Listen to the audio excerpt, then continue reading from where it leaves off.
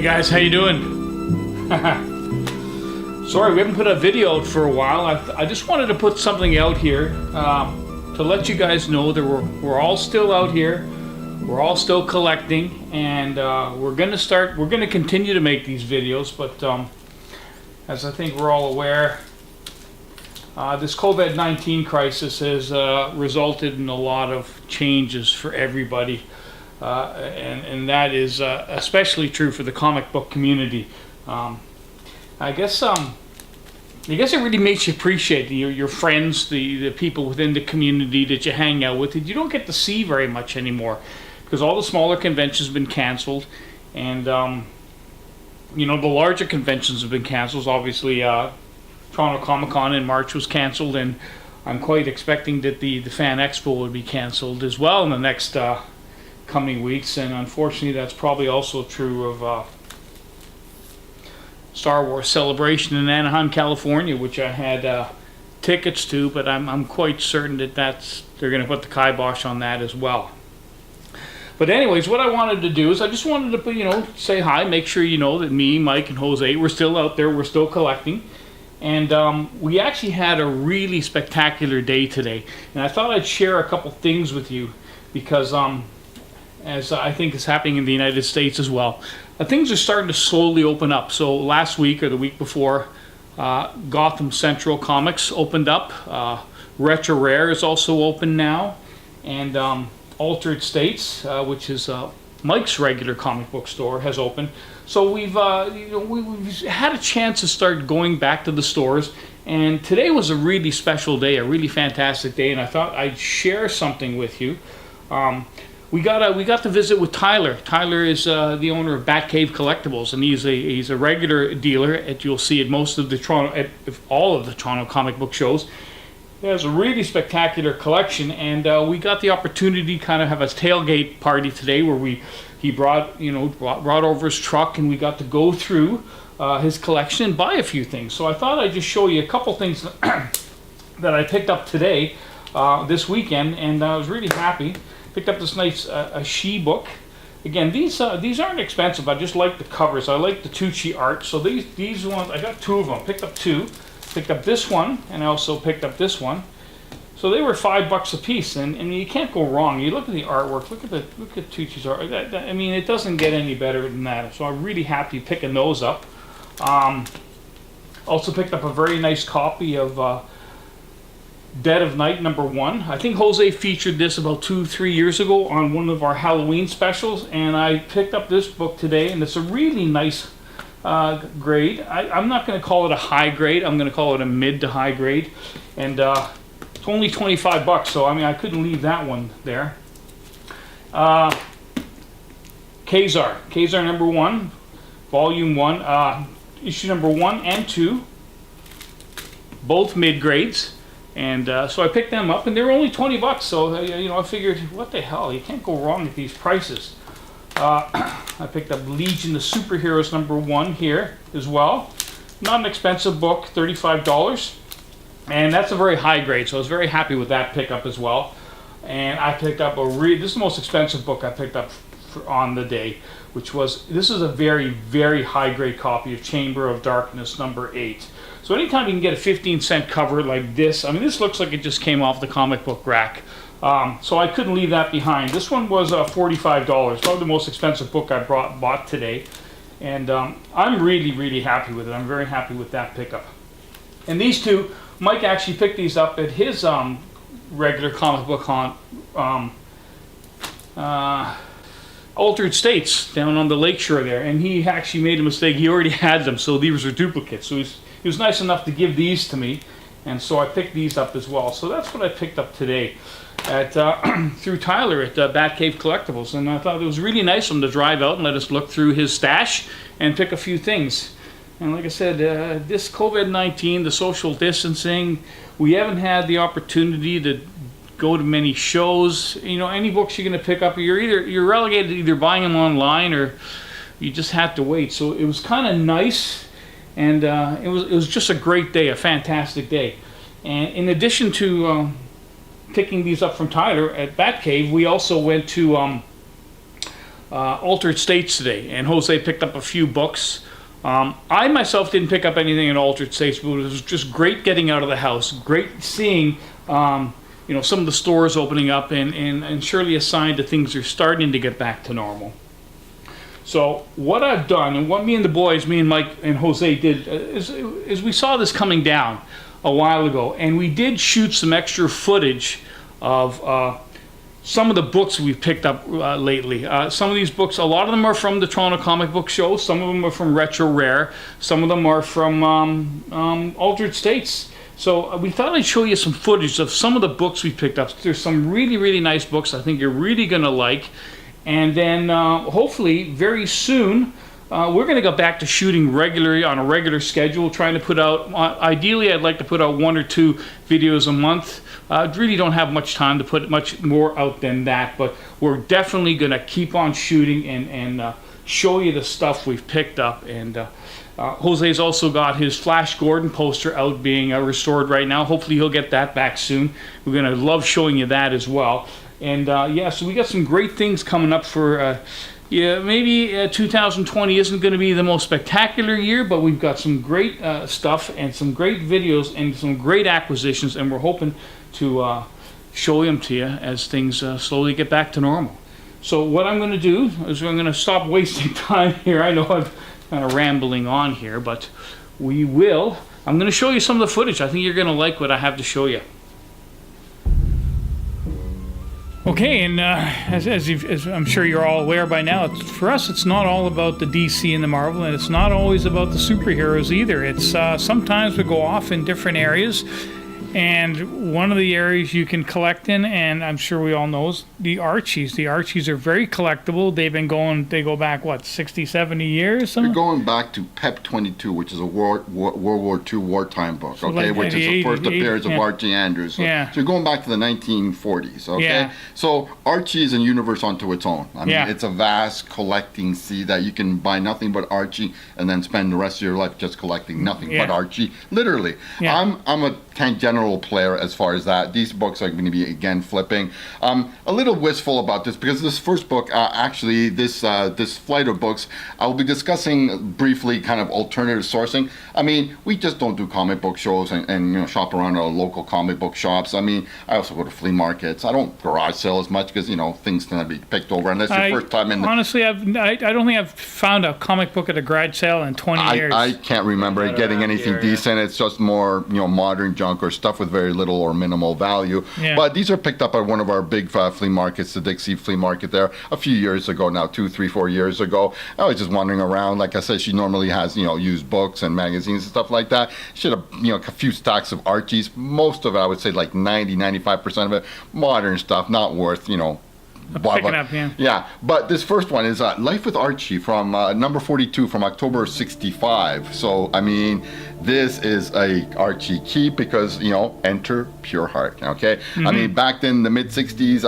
kind of the Archie people wanted to expand kind of like their interest as far as their fan base. And you know what? One of the main things was making Archie a superhero. So yeah. This is the issue that happens. Now, this book and the next couple of books are not scarce books and such. You can find them, but you're not usually going to find them above, a fine condition. Like, in other words, fine and above get harder. And then when you're talking VF, in which I think this is about a VF 8.0 book, as far as that's concerned, then they get pricey and very scarce as far as the collectability of those. I think looking online recently, I saw one VF raw copy and they wanted, I think, $200, $250 for it, which is fair enough. I mean, I'm gonna do well with this book. I hate to brag about it, but I think I picked it up for like $10 if memory remembers correctly. So and you said it's worth a couple hundred? Couple of hundred, yeah. Like fair market, I won't get that possibly, but I'll be dealing with a dealer who's a huge Archie collector, who's got an impressive collection. So he probably has a copy of this now, whether he has a VF or better copy. Trading it. Yeah, trading it. So that's what I'm doing. Like I said, he's a good girl collector, just like me.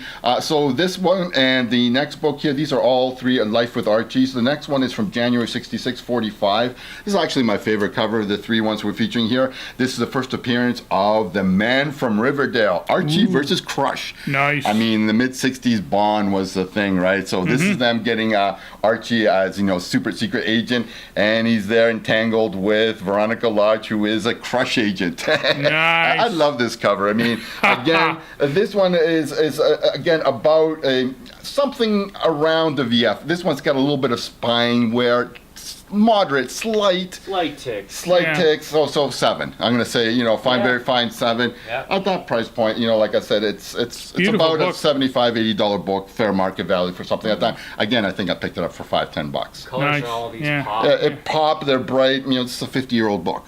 I mean, Yeah. what can I say? Yeah. It's vintage. So the last one in this flight, the last Life with Archie, the very next issue, 46. This is the origin of Pure Heart. Origin issues, of course, are always great. You can see them doing his thing there, foiling a purse snatching. And this issue has the story of how Archie Andrews becomes Yeah. Pure Heart. Again, same kind of grade. It's got a date stamp. You can see it on the L of Life with Archie there. About VF in grade again. VF minus 758, something like that. Again, fair market value for a book like this in our market, something around $75-$80. And if somebody priced it up for $100 Canadian from a dealer standpoint, I don't think that would be out of the odds for a VF book of this quality. What I'd like to know is how did you get to the flea market Without and you? without me, and then I didn't notice those books and you did without me seeing them? That's what I'd like to know. Yeah, man. Stealthy stalking of the Archies there. I mean, I thought I had something good. I mean, I'm not an Archie kind of nut or anything like that, but I mean, the thing with Archies, everything's there on the cover like You that. saw You the need to know. value there, yeah. I saw the value You there. get a 12-cent cover in as good a condition as this. I don't care what the subject is. I'm buying it for sure. Yeah. At $5 a pop, absolutely. Yeah. Fantastic books, Jose. I'll be making money with these books, I think. Yeah, I think so. I think good. so. Yeah. Thanks for bringing them in. Boy, did good. Next up, we got Eagle-Eyed Oog, and he's got that's a really nice copy of Amazing Spider-Man number 69. That's fantastic. Wow, what a great Kingpin cover, eh? That's a fantastic Kingpin cover, right? Yeah, early yeah. Kingpin. I mean, we all know his first appearance is in issue number 50, but this is a solid Romita cover. Damn straight. From February 69, of course, Romita. So the thing about this is, it's nice looking. It's originally, just looking at it, I thought it was a 6. Yeah, solid mid-grade looking copy. The back is a little soiled. That could be dry cleaned, not a problem. Yeah. But not worth doing. No. Yeah.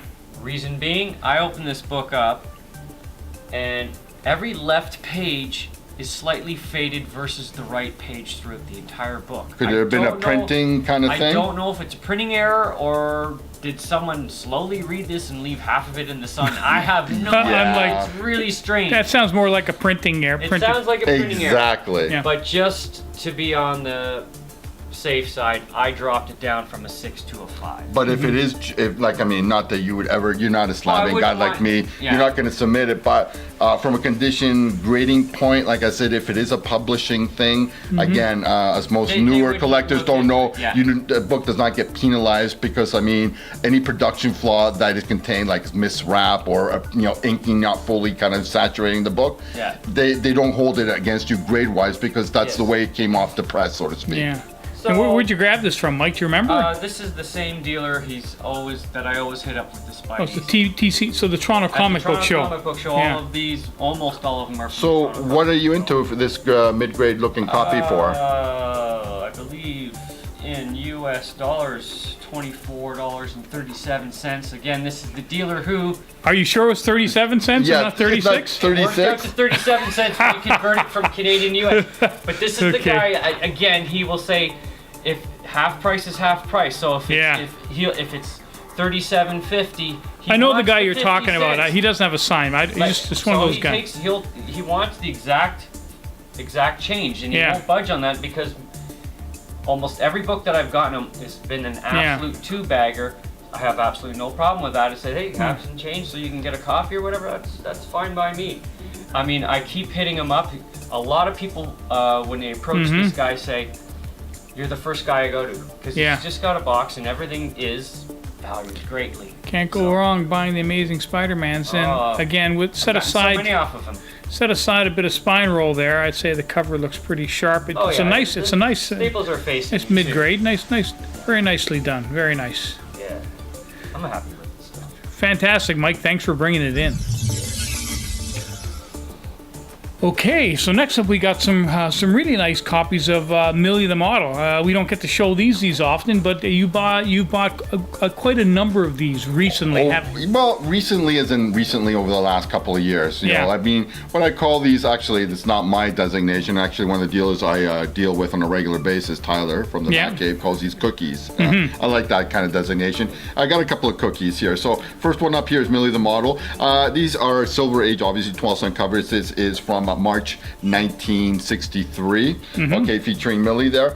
And what I really like about this cover, is the little cameo of Millie in the top right-hand corner. It's just so cute and adorable there. And kind of like hairstyles reflect the fashions of the time there. And also another cool factor of this cover, you got S. Lee at the bottom, where those two women are walking down the hallway. S. Lee there, of course, is Stan Lee.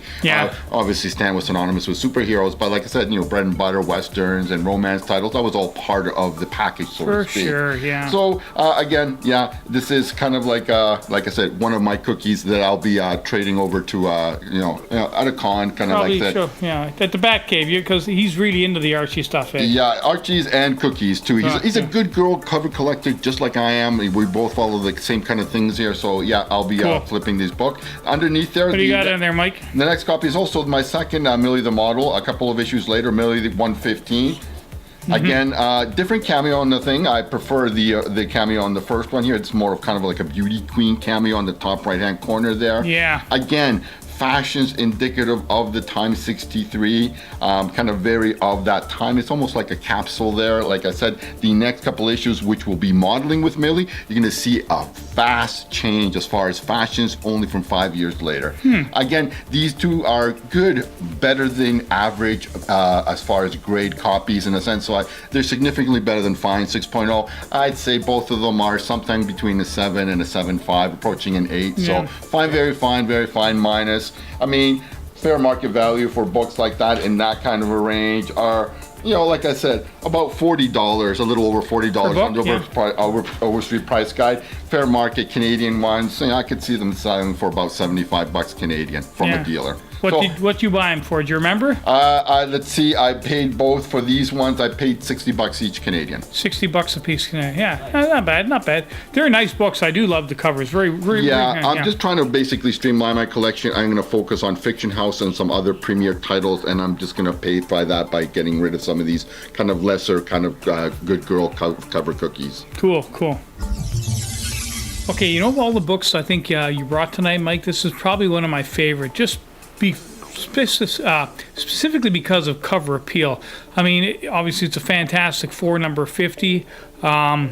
And it's a pretty good grade, but I just love the way Silver Surfer's kind of coming at you, like coming through the. I mean, I just. It looks pretty fierce there, doesn't he? Dynamic, very three-dimensional. I just love the whole overall composition. Well, what can I say? WOW, wow. We all know what this book is. We don't need to tell people that this is part of the Silver Surfer Galactus trilogy. Now, I agree with you wholeheartedly with one small caveat. It's a dynamic, great surfer cover of the three. Obviously, it's my personal favorite, but that's just preference. I would say, like I said, I'm not wild or over the moon about the kind of like, what is it, kind of like a square box at the bottom? No, the purplishly brown cover. You know, like it's kind of like a mud brown cover.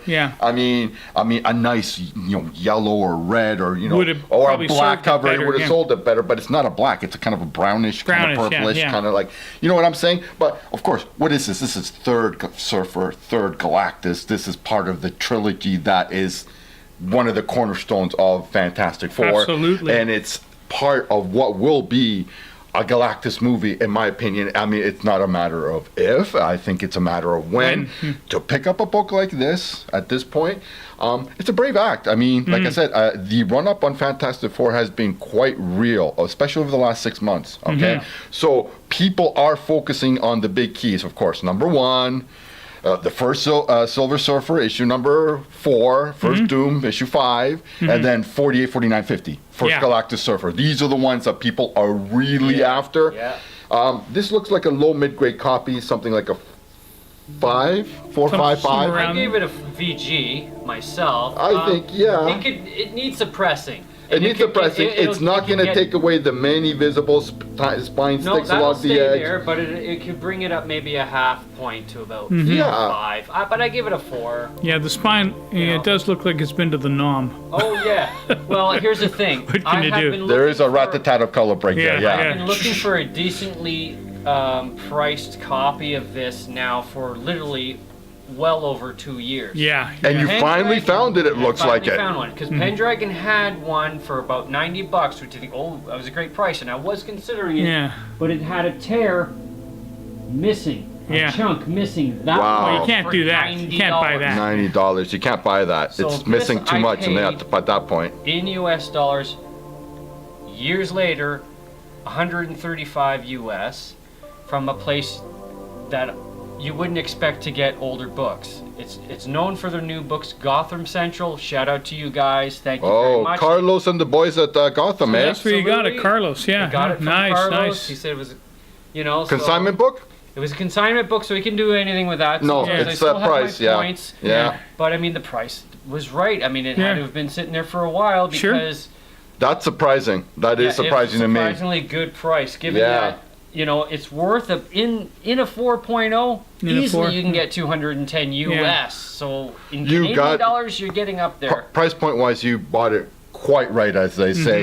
Yeah. You in a market where like these things are increasingly as hot, and I like saw I mean, you've done very well I price had point it in the wise. cabinet, and I went home and researched the pricing. You and I always looked need and to looked do and that, looked. yeah. And then I was just tooth and nail waiting a week to go back. Oh, is it still there? Is it still there? Yeah, it is. Awesome. Picked it up. Sandy at Retro Rare is a big Fantastic Four fan, isn't he? Yeah. I got a quite good Fantastic Four book recently. We'll feature in a future Yeah, coming episode. Yeah, no, he got a good little collection there. Some good Silver Age Fantastic Fours. Yeah, Anyway, that's a spectacular book, Mike. Thanks for bringing it in. as they say, fantastic. Yes.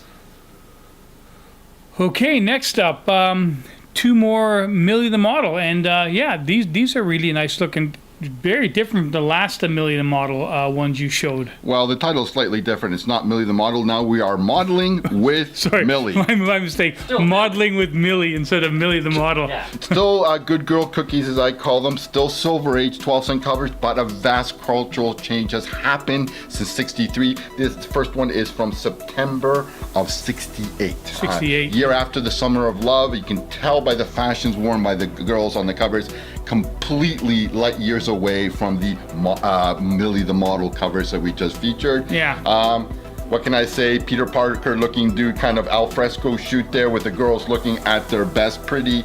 I mean, what does Chile see? I guess you'll have to read the book. I've already have. I would say that is one of the biggest date arrival stamps I've ever seen. Luckily, from an aesthetic kind of value-wise, it's not anywhere near the girls, which would affect obviously the price of it. Yeah. I don't mind it being there like right with the title. So again, these are not quite as good condition-wise as the Millie the Model ones. These next 2 books are going to be grade-wise, I would say, a fine, very fine, 2 VF minuses. Somewhere in that range. Where the other ones were closer to VFs. But you know what? Fair market value for these ones, they're a little over $30 US for that kind of a grade. So, if I remember correctly, I paid, I think, $40 Canadian for these next 2 books. And that fair market value is from the Overstreet guide. From the right? Overstreet Yeah. Guide, 4th Cool. grade. The next issue there, the second modeling with Millie that I will be flipping is the very next one, issue number 50.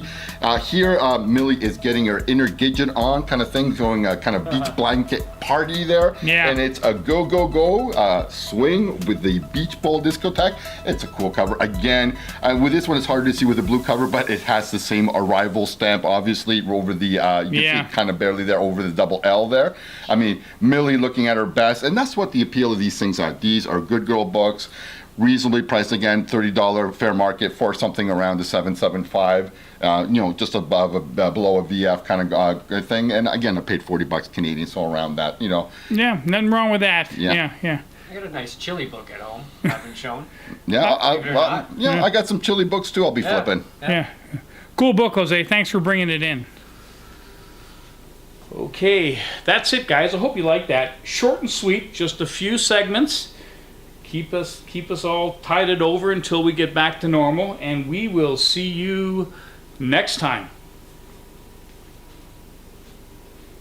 Letting the sunscreen right off and everything. It was just unbelievable how hot it was out there. The covers are just fantastic. I already picked up the #1 issue, which is just, I mean, the detail involved in the swirling little imp demons and everything in the background is just so sexy. The lighting on this Books of Magic. Same artist, I forgot who it is, man, but you can tell this style, man. It's really intricate and detailed, almost Art Nouveau.